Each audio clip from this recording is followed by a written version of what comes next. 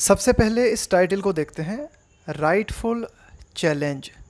जो चुनौती दी गई है वो बिल्कुल ठीक है। इस एडिटोरियल में हम बात करेंगे कि ट्विटर ने भारत सरकार को चुनौती दी है अदालत में, और ये जो चैलेंज है ये बिल्कुल राइट है। Twitter case should lead to, यहाँ लीड टू का मतलब है कारण बनना, चेंजेस इन आईटी रूल्स, कि ये जो ट्विटर केस है यह भारत के जो आईटी रूल्स हैं उनमें परिवर्तन का कारण होना चाहिए, कारण बनना चाहिए। अब ये जो दैट आया है, ये दैट आया है आईटी रूल्स के लिए। That will protect free speech, कि भाई इस केस के माध्यम से क्या होगा, Twitter case should lead to changes in IT rules that will protect free speech. इसके माध्यम से क्या होगा कि ये जो फ्री स्पीच है इसको, इसकी रक्षा करने में मदद मिलेगी, है ना, इसको फ्री स्पीच के प्रोटेक्शन में मदद मिलेगी। By moving the Karnataka high court challenging several blocking orders from the union government. By moving the Karnataka high court, Karnataka high court में अपनी अपील रखते हुए, चैलेंजिंग चुनौती देते हुए, सेवरल का मतलब है कई, blocking orders from the union government, केंद्र सरकार की तरफ से ट्विटर को कई ब्लॉकिंग ऑर्डर्स जो है प्राप्त हुए थे। यानी कि केंद्र सरकार ने कई बार ट्विटर से कहा था कि इस पोस्ट को रिमूव करो, इन व्यक्तियों के प्रोफाइल्स को हटाओ। तो इस तरह के कई ब्लॉकिंग ऑर्डर्स थे, इनके खिलाफ चुनौती देते हुए ट्विटर ने जो है अपना केस दायर किया है कर्नाटक हाई कोर्ट में। अब ये जो यूनियन गवर्नमेंट के द्वारा ब्लॉकिंग ऑर्डर्स जो दिए गए थे ना, ये किस बात को लेकर दिए गए थे? ऑन कंटेंट, है ना। कंटेंट का मतलब होता है कोई भी विषय वस्तु। Posted on its website Twitter INC, यानी कि ट्विटर पे जो भी सामग्री जो है पोस्ट की गई है ना, जो भी विषय वस्तु डाली गई, इनको ब्लॉक करने के कई बार जो है ऑर्डर यूनियन गवर्नमेंट की तरफ से ट्विटर को मिले। तो ये कदम उठाकर कुल मिला के फाइनली कर्नाटक हाई कोर्ट में जो है मूव करके ट्विटर ने क्या किया है, ट्विटर हैज़ फाइनली डिसाइडेड, कि ट्विटर ने फाइनली इस बात को डिसाइड किया है to take the bull by the horns. ये है हमारी एक idiom, take the bull by the horn. क्या मतलब हुआ इसका? बेल को सींगों से पकड़ना। इसका मतलब होता है कि कोई भी एक डिफ़िकल्ट सिचुएशन है उससे सीधे मुकाबला करना, to deal with a difficult situation in a very direct way, इसको बोलते हैं take the bull by the horns.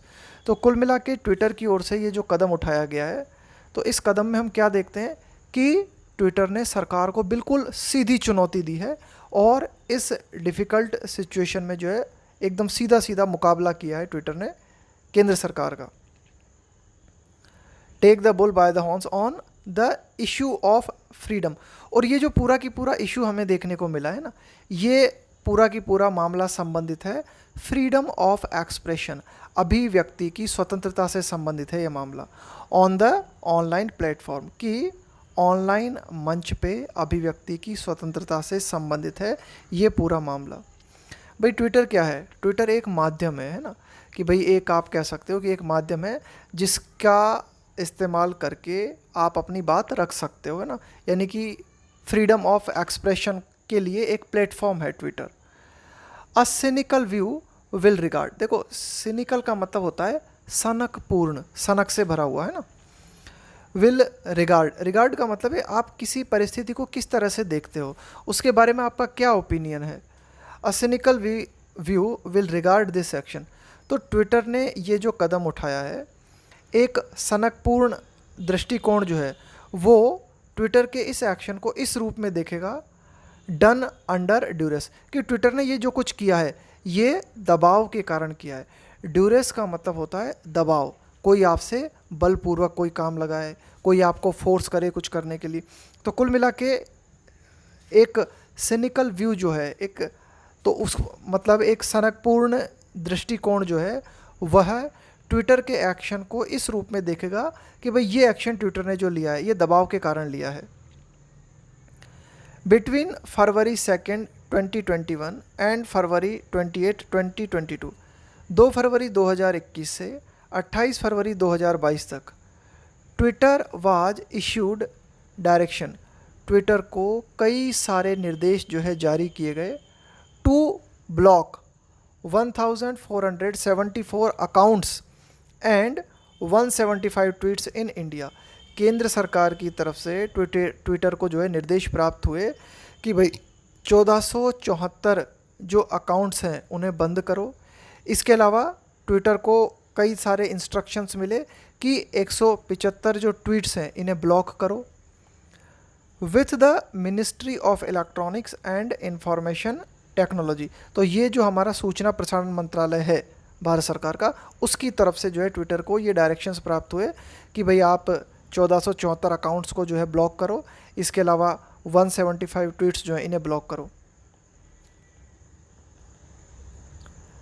suggesting in June that it was giving the company a final opportunity to comply with the directions, है ना।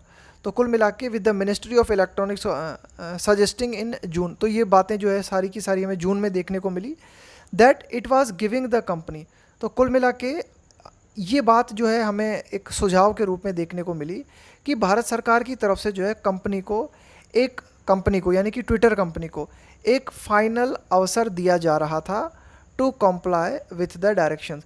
Comply with का मतलब है follow करना, पालन करना, कि कुल मिला के ये जून तक का टाइम दिया गया था ट्विटर को और कहा गया था कि भाई आप जो भी डायरेक्शंस आपको प्राप्त हुए हैं भारत सरकार की तरफ से या सूचना प्रसारण मंत्रालय की तरफ से, इन डायरेक्शंस को जो है आप फॉलो करो। But a substantive look at the challenge in the court by the company, but a substantive, यहाँ substantive का मतलब है related to real facts, है ना, important, but a substantive look, कि भाई अगर एक हम बहुत ही महत्वपूर्ण अगर तथ्यों पे अगर हम नज़र डालें, है ना, at the challenge, कि भाई ये जो चुनौती दी गई है इस पर अगर हम नज़र डालें, in the court by the company, यानी कि कोर्ट में कंपनी के द्वारा जो चुनौती सरकार को दी गई है। 39 URLs in specific in its petition, तो जो पेटिशन जो याचिका दाखिल की गई है अदालत में उसमें खास करके 39 URLs का जो है जिक्र किया गया है। तो कुल मिला के अगर हम इस तरह से एक नज़र डालें तो ये क्या बताती है, ये लुक हमें क्या बताता है? Suggest that Twitter is right, Twitter is right to take up the gauntlet. देखो, टेक अप द गॉन्टलेट का मतलब होता है चुनौती को स्वीकार करना, कि भाई ये हमें जो है ऐसा पता चलता है कि ट्विटर जो है बिल्कुल ठीक है कि ट्विटर ने इस चुनौती को जो है स्वीकार किया है। Much of the content in these URLs deemed to be fit for take downs much of the content, कि जो भी विषय वस्तु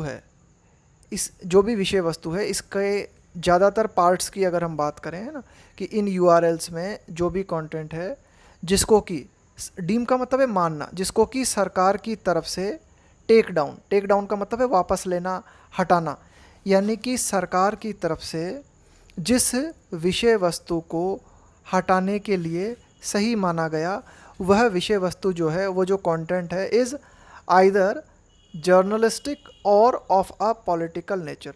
तो वो जो भी विषय वस्तु है वो या तो पत्रकारिता से संबंधित है या फिर किसी राजनीतिक प्रकृति से संबंधित है, और इवन डिसेंट, या फिर यहाँ तक कि डिसेंट का मतलब है असहमति, या फिर सरकार की तरफ से ट्विटर से जिस विषय वस्तु को हटाने की बात की गई वो किसी व्यक्ति की असहमति भी हो सकती है।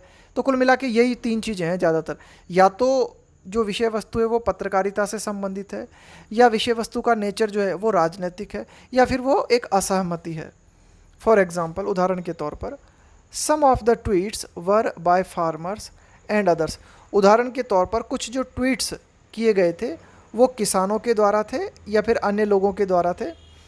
During their agitations against the farm laws, कि सरकार की तरफ से जो कृषि कानून आए थे उन कृषि कानूनों का विरोध प्रदर्शन करने के दौरान कुछ ट्वीट्स किए गए थे, वो या तो फार्मर्स के द्वारा किए गए थे या फिर अन्य लोगों के द्वारा किए गए थे, तो इन ट्वीट्स को हटाने की बात की गई थी।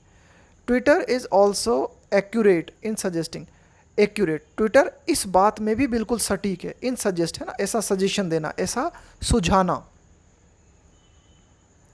That the government has not complied with का मतलब है फॉलो करना, मानना रूल्स।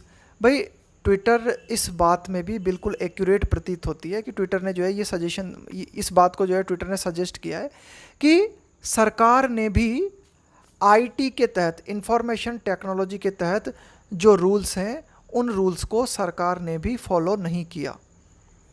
विच कॉल फॉर, अब ये जो हमारा आईटी एक्ट है, इस आईटी एक्ट के तहत, कॉल फॉर का मतलब है कि इस आईटी एक्ट के तहत इस बात को कहा गया है, कॉल फॉर का मतलब हुआ डिमांड करना, a hearing of the author of the content besides the intermediary before any take down action. Take down का मतलब हुआ कि भाई विषय वस्तु को हटा लेना, वापस ले लेना।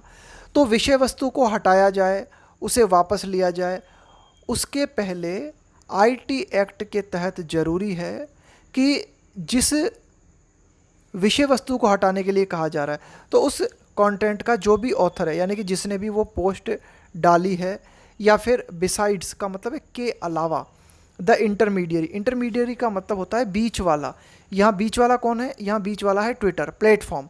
तो प्लेटफॉर्म है, ट्विटर प्लेटफॉर्म है, इसके अलावा जिस वस्तु ने विषय वस्तु डाली है, आईटी एक्ट यह कहता है कि पहले उस व्यक्ति की या इंटरमीडियरी की सुनवाई होनी ज़रूरी है ना, उसकी हियरिंग होनी ज़रूरी है, उसके बाद टेक डाउन एक्शन लिया जा सकता है। The provision of these rules was one of the key reasons why the supreme court held upheld.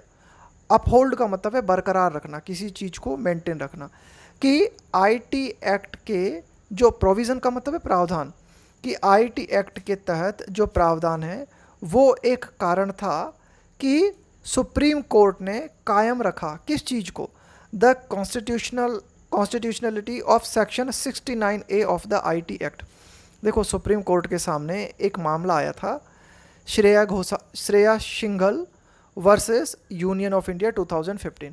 Shreya Singhal versus union of India 2015 एक मामला सुप्रीम कोर्ट के सामने आया था। उस मामले में सुप्रीम कोर्ट ने आईटी एक्ट का जो सेक्शन 69A है उसकी संवैधानिक मान्यता को बरकरार रखा।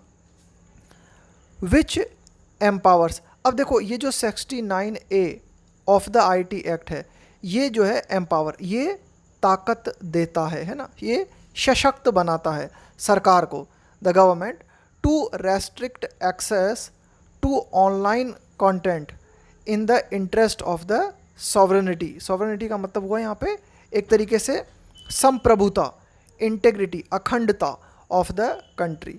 तो कुल मिला के ये जो section 69A of the IT act है, ये सरकार को सशक्त बनाता है कि सरकार क्या कर सकती है। रेस्ट्रिक्ट करने का मतलब होता है थोड़ा सा प्रतिबंधित कर देना, लिमिट कर देना। एक्सेस का मतलब है पहुँच, और एक्सेस के बाद में आता है टू प्रेपोजिशन, ध्यान में रखना, to online content in the interest of the sovereignty and integrity of the country. तो सरकार को अगर लगता है कि देश की संप्रभुता को, देश की अखंडता को किसी ऑनलाइन कंटेंट से खतरा है, तो उस ऑनलाइन कंटेंट को सरकार जो है लिमिट कर सकती है। ये पावर सरकार के पास है section 69A of the IT act के कारण। सिक्योरिटी ऑफ द स्टेट, या फिर सरकार क्यों कर सकती है ऐसा एक्शन कि भाई सरकार को लगता है कि राज्य की सुरक्षा को खतरा है, या फिर सरकार को लगता है friendly relations with foreign states, कि जो विदेशी राज्य हैं या विदेशी देश हैं उनके साथ जो दोस्ताना संबंध है उनको अगर खतरा हो सकता है किसी ऑनलाइन कंटेंट से, तो उसे भी सरकार जो है रेस्ट्रिक्ट कर सकती है। और या फिर फॉर पब्लिक ऑर्डर, या फिर सरकार जो है सार्वजनिक व्यवस्था को बनाए रखने के लिए भी कभी कभी क्या कर सकती है, ऑनलाइन कंटेंट को रेस्ट्रिक्ट कर सकती है। इट इज़ क्वाइट क्लियर, यह काफ़ी स्पष्ट है, that the union government has used the public order and national security argument in a blanket manner. देखो किसी भी चीज़ को जब आप ब्लैंकेट मैनर में इस्तेमाल करते हो, तो इन अ ब्लैंकेट वे का मतलब होता है इन अ जनरल वे, यानी कि विदाउट इन अ अनकंडीशनल वे, यानी कि जब आप जो है एक समान रूप से सभी पे लागू कर देते हो। तो कुल मिला के ये काफ़ी स्पष्ट है कि सरकार ने पब्लिक ऑर्डर के नाम पे और राष्ट्रीय सुरक्षा के नाम पे ना सरकार ने तर्क दिया कि आर्गुमेंट दिया सरकार ने, जब भी किसी ऑनलाइन कंटेंट को सरकार ने बैन करना चाहा तो राष्ट्रीय सुरक्षा का हवाला दिया, सार्वजनिक जो हमारे सार्वजनिक जो व्यवस्था है कि भाई उसको डिस्टर्ब हो सकता है ना, इसलिए सरकार ने कहा कि हम जो है ऑनलाइन कंटेंट को रिस्ट्रिक्ट करना चाहते हैं।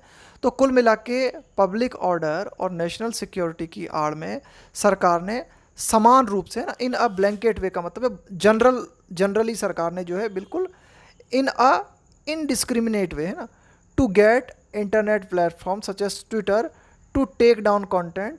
तो और सरकार ने क्या किया, बहुत ही व्यापक रूप से एक जनरल वे में कि कई सारे हमारे जो इंटरनेट प्लेटफॉर्म्स हैं जैसे कि ट्विटर है, इनसे सरकार ने क्या कहा, टेक डाउन, कि भाई आप हटाओ, इस विषय वस्तु को हटाओ।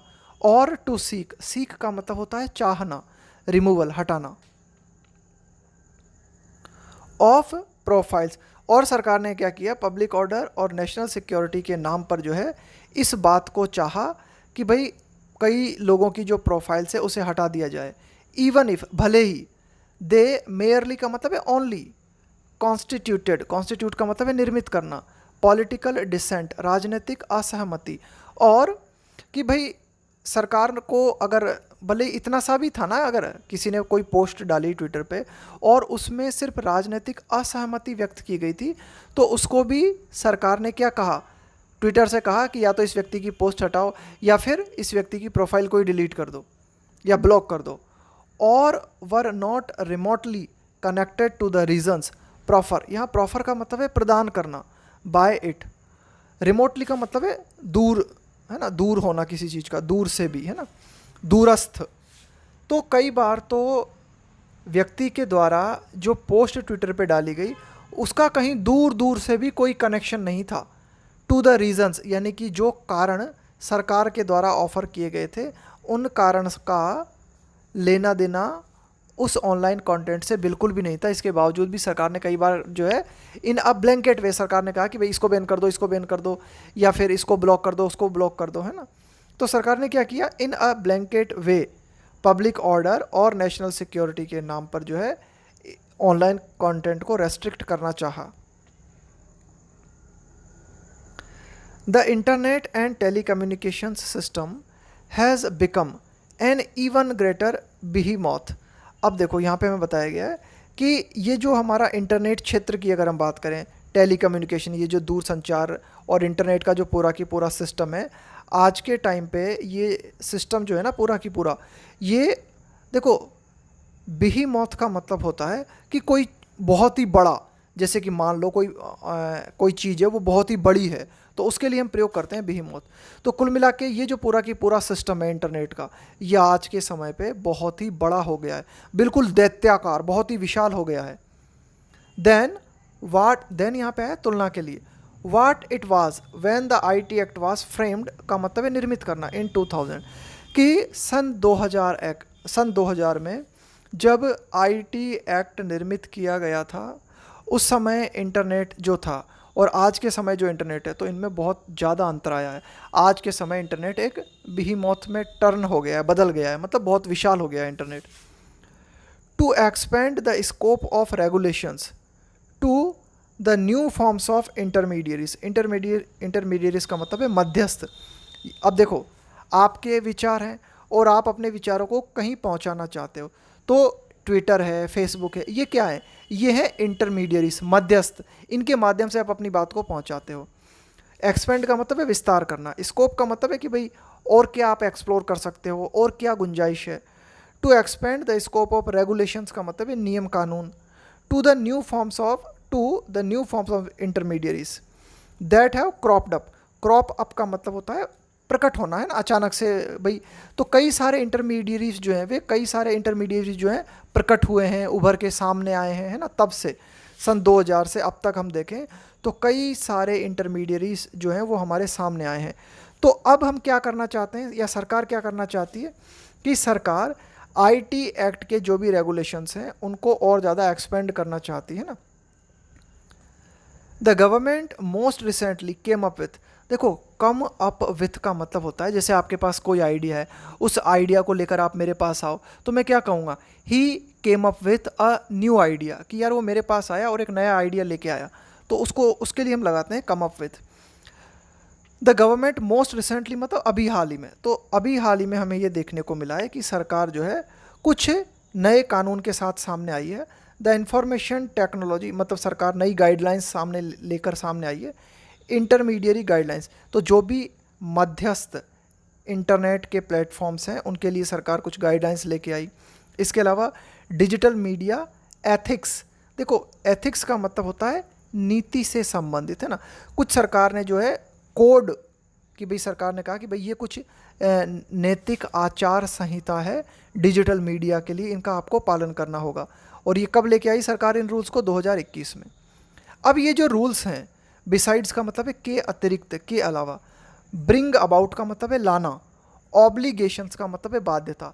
अब ये जो सरकार नई गाइडलाइंस लेके आई हैं, ये नई गाइडलाइंस जो हैं इन इंटरमीडियरीज़ के ऊपर बाध्यता डालते हैं, यानी कि सरकार के जो नए गाइडलाइंस हैं वे इन इंटरमीडियरीज़ को बाध्य करते हैं इस बात के लिए, किस बात के लिए, for accountability.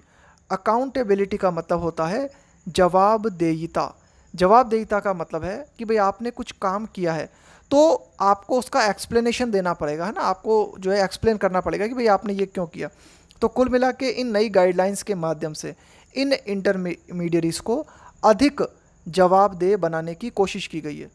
From for accountability from social media companies, यानी कि विभिन्न जो सोशल मीडिया कंपनीज हैं, वो चाहे फेसबुक हो, व्हाट्सएप हो, ट्विटर हो, इनको और अधिक अकाउंटेबल बनाने की कोशिश की गई है ना। तो social media companies and platforms went on to add onerous. अब देखो ये जो गाइडलाइंस आई, ये जो रूल्स आए, ये रूल्स है ना, वेंट ऑन का मतलब है यहाँ पे जाना, है ना। Went on to add, onerous का मतलब है भारी, कोई चीज़ बहुत ही भारी है आपके ऊपर। टू ऐड ऑनरस रिक्वायरमेंट्स, तो इन नए रूल्स एंड रेगुलेशंस ने, इन नई गाइडलाइंस ने क्या किया, और भारी भरकम रिक्वायरमेंट्स ऐड कर दी इन सोशल मीडिया कंपनीज़ के लिए और इन प्लेटफॉर्म्स के लिए। सच है, जैसे कि सरकार ने क्या कहा इन गाइडलाइंस के अंतर्गत, सरकार ने कहा कि नई गाइडलाइंस के तहत ट्रेसिएबिलिटी, देखो ट्रेस करने का मतलब होता है किसी का पता लगाना, है ना, किसी को खोजना, ढूंढना। ट्रेसिएबिलिटी ऑफ ऑनलाइन कॉन्वर्सेशन, सरकार ने क्या कहा इन सोशल मीडिया कंपनीज़ को, इन प्लेटफॉर्म्स को, सरकार ने कहा कि भाई ये जो ऑनलाइन कॉन्वर्सेशंस हैं इनका पता लगाने के लिए कहा सरकार ने, कि भाई सरकार ने कहा कि अगर हमें लगता है कि कोई ऐसी बातचीत है, कोई ऐसा संवाद है जो कि देश की सुरक्षा के लिए खतरा है, तो हमें उसका पता बताओ पूरा की पूरा, कि ये बातचीत कहाँ से शुरू हुई, ये मैसेज कहाँ से शुरू हुआ। एंड न्यू ओवरसाइट, ओवरसाइट का मतलब है निगरानी, न्यू ओवरसाइट फंक्शन, और नए गाइडलाइंस के तहत इन सोशल मीडिया कंपनीज और इन ऑनलाइन प्लेटफॉर्म्स को जो है निगरानी का काम भी सौंपा गया। इनसे कहा गया कि भाई आप निगरानी करो, किस चीज़ की, ये आप पूरा की पूरा चेक करो, मतलब है ना, कि भाई कौन जो है कैसा कंटेंट डाल रहा है, वो आपत्तिजनक तो नहीं है, देश की सुरक्षा के लिए खतरा तो नहीं है। तो सरकार ने जो भी इन गाइडलाइंस में बातें कही, वे बातें जो थी आर वेटेड इन, वेट इन का मतलब है कि भाई उनका वजन जो है सरकार की तरफ ज़्यादा था, यानी कि सरकार ने इस तरह की गाइडलाइंस जारी की जो कि सरकार के हित में थी, सरकार के पक्ष में थी। Weighted in the government's favour, तो इन गाइडलाइंस में जो भी बातें कही गई उन बातों का झुकाव सरकार के पक्ष में ज़्यादा था।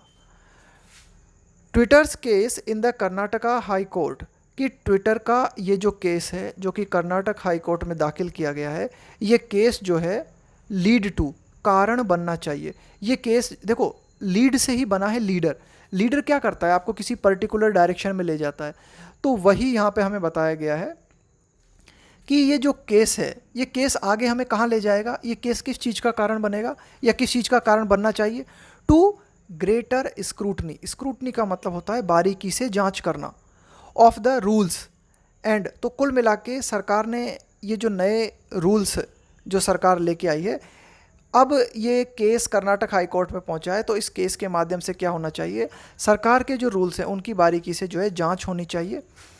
And scrutiny of the rules and to a clear legislative debate. Legislative का मतलब हो गया कानूनी, डिबेट का मतलब हो गया विवाद या फिर बहस, और कुल मिला के एक कानूनी, स्पष्ट कानूनी बहस होनी चाहिए।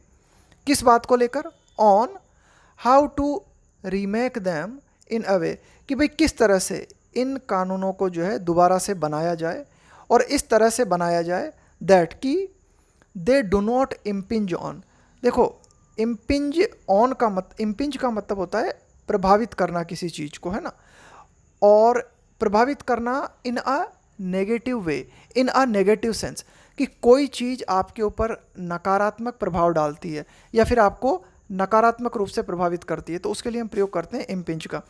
तो कुल मिला के कि इस बात को देखा जाना चाहिए कि ये जो सरकार के गाइडलाइंस हैं, जो सरकार के नए आईटी कानून हैं, उनकी पूरी जांच हो, उनके ऊपर कानूनी बहस हो, और इस बात को जो है अच्छी तरीके से देखा जाए कि ये जो कानून है नेगेटिव वे में प्रभावित न करें किस चीज़ को, the right to freedom of expression, कि अभिव्यक्ति की स्वतंत्रता का जो अधिकार है उस पर सरकार के ये जो नियम कानून हैं ये नकारात्मक प्रभाव न डालें, इस बात को देखा जाना चाहिए।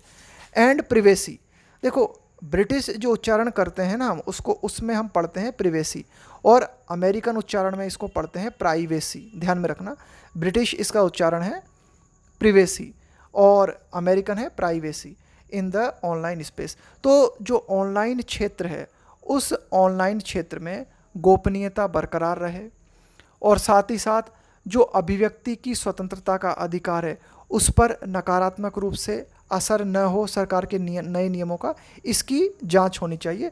और कुल मिला के अब ऐसा लगता है कि इस ट्विटर के माध्यम से ऐसा संभव हो पाएगा।